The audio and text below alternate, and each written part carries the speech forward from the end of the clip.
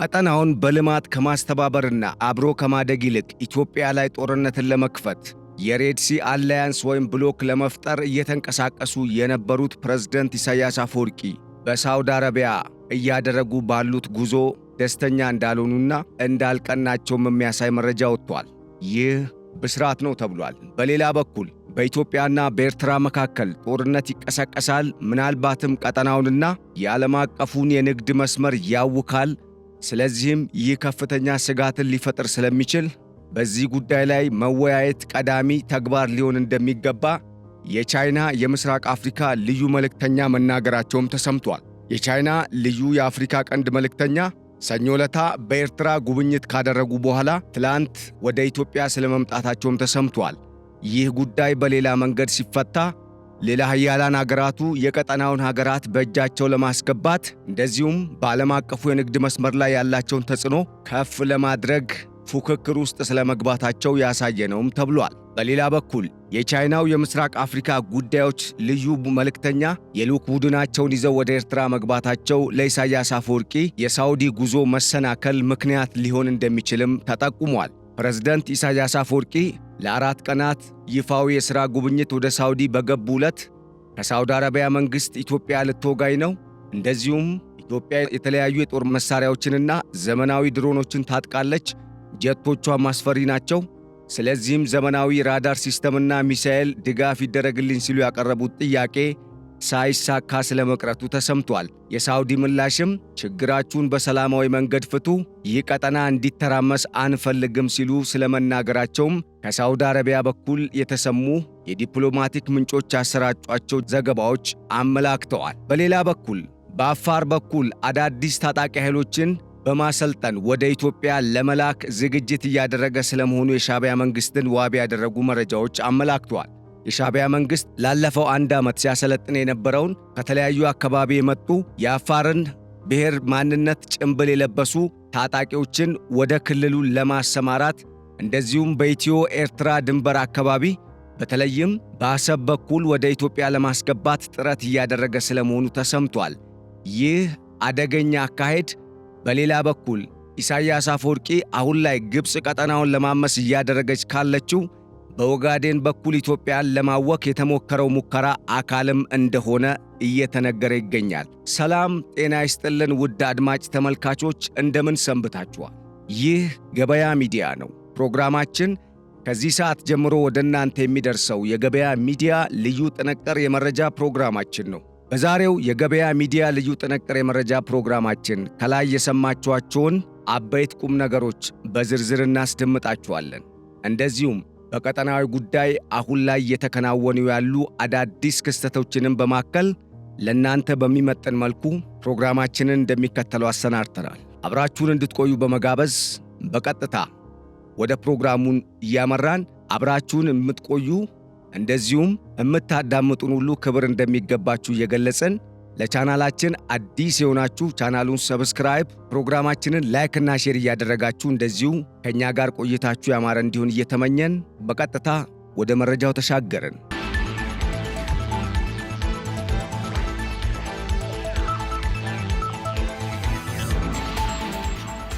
ሳውዲ አረቢያ ነገሮችን በሰላም ፍቱ ስትል ለኢሳያስ አፈወርቂ ጥያቄ የሚያስገርምና ፕሬዝዳንት ኢሳያስ አፈወርቂ ያልተገባና ያልጠበቁት ያሉትን ምላሽ ስለመስጠቷ ተሰምቷል። አሁን ላይ በምስራቅ አፍሪካ ያለው ቀጠናዊ ጡዘት እየተባባሰ መምጣቱን የሚያመላክቱ የተለያዩ መረጃዎች እየወጡ ባሉበት በዚህ ወቅት ነገሮችን በማርገብ ወደ ሰላምና ወደ ጋራ የልማት ትብብር ከመምጣት ይልቅ እንደ ግብፅ፣ ሱዳን እንደዚሁም ሳውዲ አረቢያንና ሌሎች በቀጠናው ኢትዮጵያን ለመውጋት የሚፈልጉ ኃይሎችን አንድ ላይ በማጣመር በኢትዮጵያ ላይ የቀይ ባህር ብሎክ ወይም አላያንስ ለመፍጠር ሙከራ እያደረጉ ያሉት ፕሬዝዳንት ኢሳያስ አፈወርቂ ከዚህ ቀደም በግብፅ 5 ቀን በሌላ በኩል በሱዳን 2 ቀንና እንደዚሁም አሁን ደግሞ ወደ ሳውዲ አረቢያ በማምራት ለ4 ቀናት ጉብኝትን እያደረጉ ቢሆንም እስካሁን ከነበራቸው ጉብኝት በተለየና ባልተጠበቀ መልኩ ሳውዲ አረቢያ ውስጥ እያደረጉ ያሉት ይፋዊ 4 ቀናት የሥራ ጉብኝት ይገኝበታል ተብሎ የታሰበው ጥቅም ሊገኝበት የማይችል ስለመሆኑ ከወዲሁ የወጡ ዲፕሎማቲክ ምንጮችን ዋቢ ያደረጉ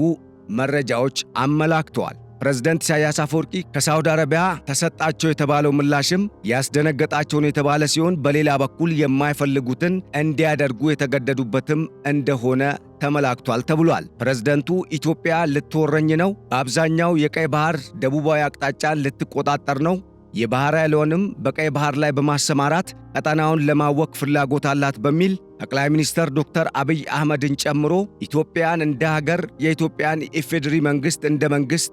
የከሰሱበትና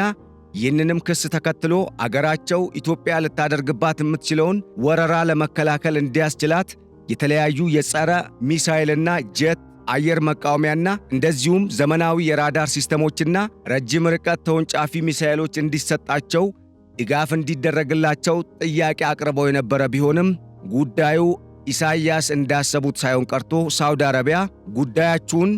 በሰላማዊ መንገድ ፍቱ፣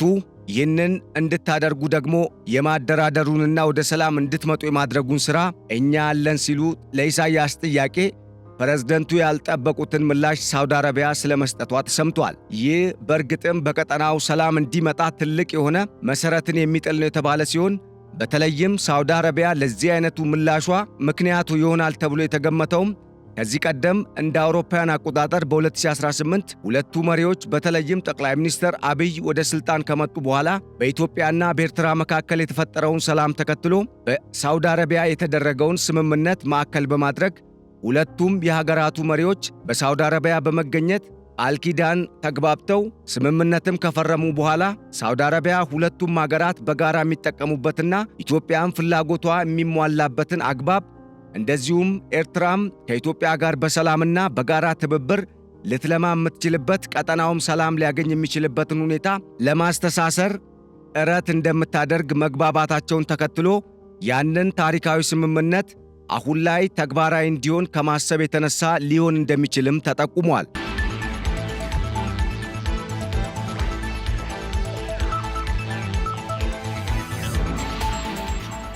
በሌላ በኩል ሰኞ ዕለት ኤርትራን ጎብኝተው የተመለሱትና ትላንትና ኢትዮጵያን ጎብኝተዋል የተባሉት የቻይናው የምስራቅ አፍሪካ ጉዳዮች ልዩ መልእክተኛ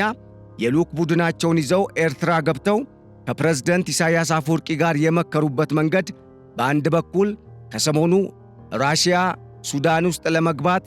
እየተንቀሳቀሰች መሆኗና በሌላ በኩል ደግሞ በቀይ ባህር ቀጠና ላይ እሰፍራለሁ ማለቷና የባህር ኃይሏንም ወደ ሱዳን የቀይ ባህር ዳርቻዎች አካባቢ ለማስፈር እንቅስቃሴ ማድረጓ ጉዳይ ይህ ለአሜሪካ እረፍት የሚሰጥና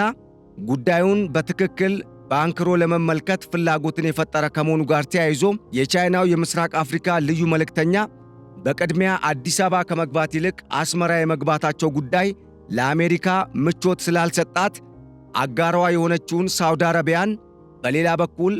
ኤርትራን ለዘመናት ስትረዳ የቆየችውን ሳውዲ አረቢያን በመጫን ኢሳያስ አፈወርቂ የሚፈልጉትን እንዳያገኙ አሜሪካ ከኋላ ስለመጫኗም የወጡ የዲፕሎማቲክ ምንጮችን መሠረት ያደረጉ መረጃዎች አመላክተዋል ተብሏል። በሌላ በኩል ኢሳያስ አፈወርቂ አሁን ላይ በሳውዲ አረቢያ ከተለያዩ የመንግሥት ባለሥልጣናትና እንደዚሁም ከሚመለከታቸው በተለይም ከቀይ ባህር ቀጠና ጉዳይ ጋር የሚሰሩ የመንግሥት ባለሥልጣናትን እያገኙ እንደሆነ የተጠቆመ ሲሆን ይሁንና ግን ቀጠናው ላይ ሌላ ትርምስ እንዲመጣ ስለማይፈለግ ሳውዲ አረቢያ ኢትዮጵያና ኤርትራን በአሜሪካ መሪነት ለማደራደር ፍቃደኛ ስለሆነች ይህንንም የድርድር መርሃ ግብር ለመጀመር ከዚህ ቀደም ኤርትራ ራሷ ሳውዲ አረቢያን ከኢትዮጵያ ጋር አደራድሪኝ በማለት እንዳፈረሰችው አይነት ድርድር ሳይሆን አሁን ላይ አሜሪካም እጇን ስላስገባችበት ሳውዲ አረቢያ ኮስተርና ቆፍጠን ብላ ሁለቱ አገራትን ለማደራደር እየተሰናዳች መሆኗን መረጃው አመላክቷል። ይህ ለፕሬዝዳንት ኢሳያስ አፈወርቂና ቀጠናው እንዲተራመስና ኢትዮጵያን በመክበብ አሁንም ድረስ አሳሪ ውል በአባይ ውሃ ላይ እንድትፈርም ግዳጅ ለመጣል ሙከራ እያደረገች ለምትገኘው ለግብፅም ውድቀትና ትልቅ የመርዶ ዜና ነውም ተብሏል። በሌላ በኩል ቀጠናውን ለማመስ እየተቻኮሉ የሚገኙና ሶማሊያን ጨምሮ በኤርትራ እየተንቀሳቀሱ ያሉ አሸባሪ የሆኑ የታጠቁ ቡድኖች ማንነታቸው ባልታወቀ መልኩ የተለያዩ ጥቃቶችን በመፈጸም አገሪቱን ለማወክ ከዚህ ቀደም ያደረጉት ሙከራ አልሳካ ሲላቸው አሁን ደግሞ የኤርትራ መንግሥት በቀጠናው ያሉ የተለያዩ አገራትን በማስተባበር የኢትዮጵያን የጦር የበላይነት እቆጣጠራለሁ አሊያም መመከት እችላለሁ የሚል አቅምን እንደሚገነባ አስታውቆ የነበረውን ሂደት የሚያኮላሽ ውሳኔ ከሳውዲ አረቢያ መሰማቱ ለሻዕቢያ መንግሥት ጦርነቱ እንደማያዋጣው ያመላከተ ነው ተብሏል።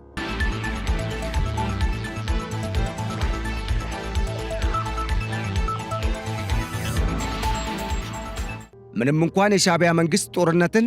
ዋና አማራጭ አድርጎ ስለሚመለከትና የኤርትራ አሁናዊ መንግሥት ለሆነው የሻዕቢያ መንግሥት የጡት አባት የሆነችው ግብፅ ጦርነቱን በእጅጉ የምትፈልገው ከመሆኑ ጋር ተያይዞ ከግብፅ ውሳኔና ፍላጎት ቅንጣት ታህል ዞር ማለት የማይፈልገው የሻዕቢያው መንግሥት አሁን ላይ ምን ሊያደርግ እንደሚችል አነጋጋሪና አጣብቂኝ ውስጥ የሆነ ሁኔታ ውስጥ ወድቋል ተብሏል። ይህ ሁኔታ በቀጠናው ሁለቱ አገራትን ጨምሮ የአረቡ ባሕረ ሰላጤ ዋና የሚባሉ ዘዋሪ የሆኑት እንደ ሳውዲ አረቢያና የተባበሩት አረብ ኤምሬትስ፣ እስራኤል፣ ግብፅን እንደዚሁም ደግሞ አሜሪካ፣ ራሽያና ቻይናን የጨመረ መሆኑ በእርግጥም ቀጠናው በተለየ መልኩ ትኩረት እንዲሰጠው ስለማድረጉም የወጡ መረጃዎች አመላክቷል። ይህ ለኢትዮጵያ ታላቅ ብስራት ነው የተባለ ሲሆን እንደተባለውም ሳውዲ አረቢያ ለኤርትራ መንግሥት ጦርነቱን ሊያደርግ የሚችልበት ወታደራዊ ድጋፍ የማታደርግ ከሆነ በቀጠናው ሰላም እንዲመጣ በእርግጥም የምትፈልግ መሆኗን የሚያረጋግጥ ይሆናልም ተብሏል። ይህ ግን በተግባር እስኪረጋገጥ አሁን ላይ መረጃዎች እንደዚህ ላሉ ብሎ ከመናገር በዘለለ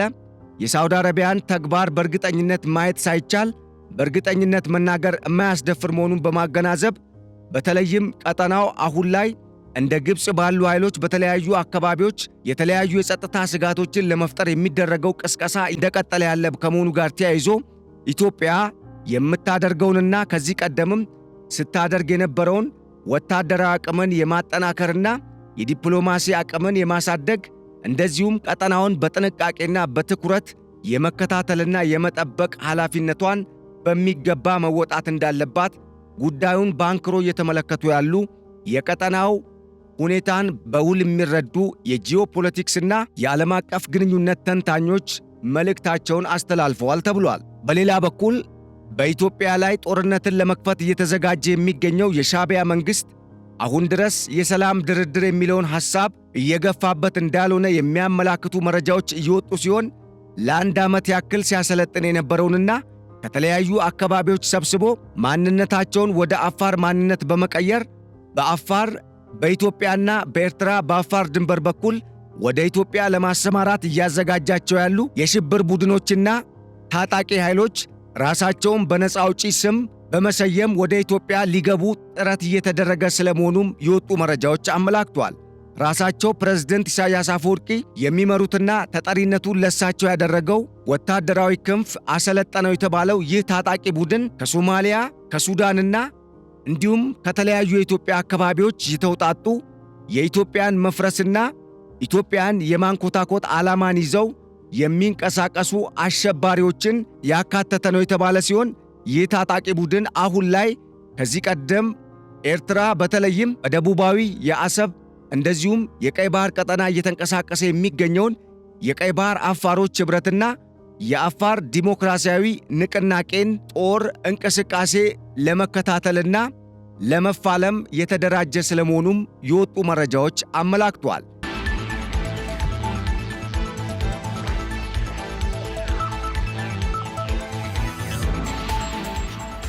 ይህ ደግሞ ቀጠናው ላይ ሰላም እንዲመጣ የሻዕቢያ መንግሥት አሁንም ፍላጎት እንደሌለው ያመላከተ ነው የተባለ ሲሆን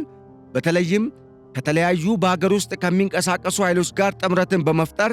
ዋነኛ የግብፅ አጀንዳ የሆነውን ኢትዮጵያን የማወክና የኢትዮጵያን ሕዝብ ሰላም የማናጋት ተግባሩን አሁንም ድረስ የሻዕቢያ መንግሥት ከግብፅ በሚላክለት ፍርፋሪ ገንዘብ እየደለለ እነኚህን ኢትዮጵያዊና በቀጠናው ሀገራት የሚንቀሳቀሱ አሸባሪ ቡድኖችን በኢትዮጵያ ላይ ለማሰማራት እያደረገ ያለው ጥረት በእርግጥም ኢትዮጵያ እያቀረበች ያለችው ክስም ሆነ በቀጠናው ያለውን ሁኔታ የሚገመገመው የኢትዮጵያ የትንተና መረጃ ትክክለኛነቱን ከማረጋገጡም በላይ ኢትዮጵያ ወደ እርምጃ ልትገባ የምትችልባቸው የተለያዩ አሁናዊ ተጨባጭ የሆኑ የኢትዮጵያን ሉዓላዊ ድንበር ጥሰው ሊገቡ የሚችሉና የኢትዮጵያን ቀጠናዊና አካባቢያዊ ሰላም ለማወክ እንቅስቃሴ የሚያደርጉ ተጨባጭ ሁኔታዎች እየተፈጠሩ ስለመሆናቸው ያሳየ ነውም ተብሏል። አሜሪካን ጨምሮ በኢትዮጵያና በኤርትራ ጉዳይ ውስጥ እጃቸውን እያስገቡ ያሉት እንደ ቻይናና ራሽያን የመሰሉ ሀገራት በእርግጥም ኢትዮጵያን የሚደግፉ ቢሆንም አሁን ላይ አሜሪካ ወደ ኢትዮጵያ እየተጠጋች መሆኗና በተለይም የአሜሪካ ካርታ መቀየር ያሰጋቸው ራሽያም ሆኑ ቻይና በሌላ በኩል የተለየና አዲስ የሚባል ስትራቴጂን ይዘው መጥተው ቀጠናውን እንዳያምሱትም ስጋትን የፈጠረ ጉዳይ ሆኗል ተብሏል። አሁን ላይ በቀጠናው የተለያዩ ኃይሎች እጃቸውን ለማስገባት ሙከራ እያደረጉ ሲሆን በተለይም ከሰሞኑ የቻይናው የምስራቅ አፍሪካ ልዩ መልእክተኛ ኤርትራን ጎብኝተው ወደ ኢትዮጵያ በመምጣት ሁለቱ ሀገራት ነገሮችን በሰላማዊ መንገድ በጠረጴዛ ላይ ድርድር እንዲፈቱ ጥያቄ ማቅረባቸውና ከሀገራቱ የሚመለከታቸው አካላት ጋር ውይይት የማድረጋቸው ጉዳይ ቻይናን ብትሆን እንደ አሜሪካ በቀጠናው ጉዳይ አለው ያገባኛል ስትል የመከሰቷን ጉዳይ ያመላከተ ነው የተባለ ሲሆን ታዲያ ይህ ሁኔታ በዚህ የሚቀጥል ከሆነ በተለይም ሁለቱ የባሕረ ሰላጤ ሀገራት ማለትም የተባበሩት አረብ ኤሚሬትስና ሳውዲ አረቢያ በአንድ በኩል እስራኤልና ግብፅ በሌላ በኩል የተፋጠጡበት እንደዚሁም ራሽያና ቻይና አሜሪካና የአውሮፓ ህብረት እንደዚሁም ፈረንሳይ፣ ጀርመንና እንግሊዝን የመሰሉ ሀገራት የቀጠናው ሰላም እንዲጠበቅ በአንድ ጎራ ሆነው እየተፋጠጡ ያለበት ሁኔታ የዚህን የምስራቅ አፍሪካና አጠቃላይ የዓለም አቀፉን የቀይ ባህር ቀጠናን የንግድ መስመር ጉዳይ የበለጠ አሳሳቢና ሁኔታው ወዴት ሊያመራ ይችላል የሚለው ጉዳይ በርካቶችን የሚያነጋግር ሆኖ ስለመቀጠሉ ያገናዘበ ነው ተብሏል።